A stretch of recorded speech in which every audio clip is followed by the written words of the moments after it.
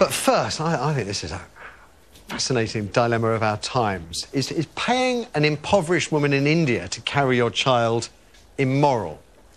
It's illegal to pay a British woman to be your surrogate, anything but expenses, but not in the Asian subcontinent. At least 1,000 women in India have been used by British couples who are desperate for children. Are those who pay foreign women to act as their surrogates helping these women escape poverty, as supporters say, or are they actually exploiting their impoverished status? It costs, and this is extraordinary, it costs around £20,000 to get a baby via an Indian surrogate. That is a lot of money. And it doesn't all go to the woman. In fact, £14,000 of that 20 goes to the clinic, the one we've heard about is in Hyderabad, that finds, inseminates and then houses the women it employs as surrogates. The women themselves, therefore, pocket just £6,000. Now that, make no mistake, that is a life-changing amount of cash for them in India, where the average wage is, what, £420 a year. It would take an average Indian woman 15 years to earn what she could get for 9 months' labour, pun intended. One Indian surrogate, Parvati Lal Bahadur, currently 8 months pregnant with a South African couple's twins, told the Sunday Mirror at the weekend that by helping a woman fulfil her dreams, she gets to provide a better life for her 3 children, which sounds like a convincing argument to me.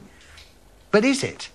As I said, it's illegal to pay surrogate mums anything but expenses here, and those expenses work out at around £15,000. So the Indian scheme sees the actual mother, the surrogate, get far less in her pocket than she would if she just claimed expenses in this country, which means that, well, it strikes me at least, that the clinic in Hyderabad is the main beneficiary of the Indian surrogacy scheme. And, of course, if you don't mind people profiting from surrogacy in India, then why not here? It just, for me, Anne... It's chilling, isn't it? I've been thinking about it all weekend, and I still think that the people choose to use surrogates in India because it's easier, it's quicker. But it's creating an industry in India where, in any sort of industry like this, somebody suffers. Now, you might argue that the babies are probably the least likely to suffer because they are so wanted. Yeah. And they are such a valued commodity, Yeah. Although God only knows what happens if the baby isn't born perfect, or if there are problems in pregnancy or something like that. But I can see there's hundreds, maybe hundreds of thousands of women who are being exploited and their bodies are being exploited. So they're being exploited even though £6,000 would be a life-changing sum and it would enable their children to have a Are they going to get that £6,000? Is there a regulation that makes sure that that individual woman, like that woman we saw pictured, will get that £6,000 and not be exploited or pressurised to be exploited again? We have to accept, especially as some of the Indian surrogate women have given interviews to British journalists, that they are getting their £6,000, but they're only getting a small proportion of the £20,000 that so open to abuse. But it still helps those women. It changes their lives and the lives of their children. I mean, you look at that dormitory there, and you're telling me, all right, maybe you could argue that in the individuals we'll hear of, it will make a change to their life. But I can just see that what you're doing is you're turning certain women, and it'll be, you know, you're creating an underclass of women in whom you're only interested in their bodies and their ability to incubate a baby. Yeah. And to me, that's so open to abuse. I find it absolutely chilling. I completely understand the demand for babies. I totally understand that.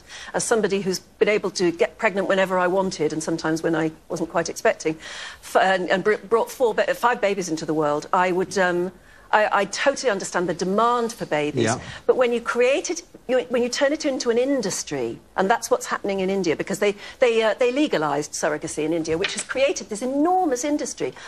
I'm slightly frightened for some of the babies, but I'm very frightened for the women. What about British couples who choose to use an Indian surrogate over finding, and it can be very difficult, finding a British surrogate? I can't condemn them. I can't condemn them, but the trouble is they are buying into an industry which could be immoral. I think it's immoral anyway. I don't agree with it. I don't think... Which bit? Paying for a baby? Paying for a baby. It's exactly going down that route of designer babies. If you can't have a baby your own way, you'll do anything for a baby. You'll pay anyone any money for a baby. Yes, but if you can't have your own baby, then don't have one. Adopt one. There's plenty of babies that need adoption. And to go out you may be told you don't I'm selfish, I want my sperm, I want my egg, and that woman, and she's going to pop it out for me. I think it's disgusting. if the woman, the surrogates, life changes beyond all recognition, if her children suddenly go to a decent school, so their lives change... Well, she shouldn't have had babies in the first place if she can't afford it. There are a billion people in India. You have choices in life, Matthew. There are a billion people in India. The vast majority live on $1 a day, OK? And you've got better education possibilities for some of those that become surrogates. Life-changing experiences. And whilst I have lots of reservations about British people choosing to use an Indian firm...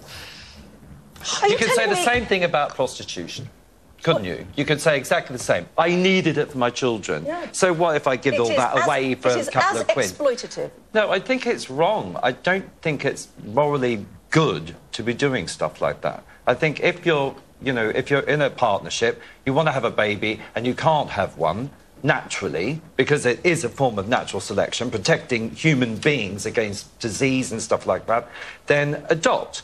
If you're having a baby for another reason, say you want to surrogate the sister of, because it's the only way you can get you know, like to fight disease, a bone marrow transplant, something like that, saviors, then, so I agree with that type of thing, if it's, you know, to save a life of an existing person. And do you approve of what we have in this country, where you can only pay expenses, but those expenses are more than double what the Indian woman Well, I still question couples that can't have children, i.e. gay couples, and, you know, anyone that can't. I still question having to surrogate, you know, and I still think that there are adoptable babies out there, or teenagers. Well, there are people that are told they can't adopt for various reasons by local authorities, and maybe they need them.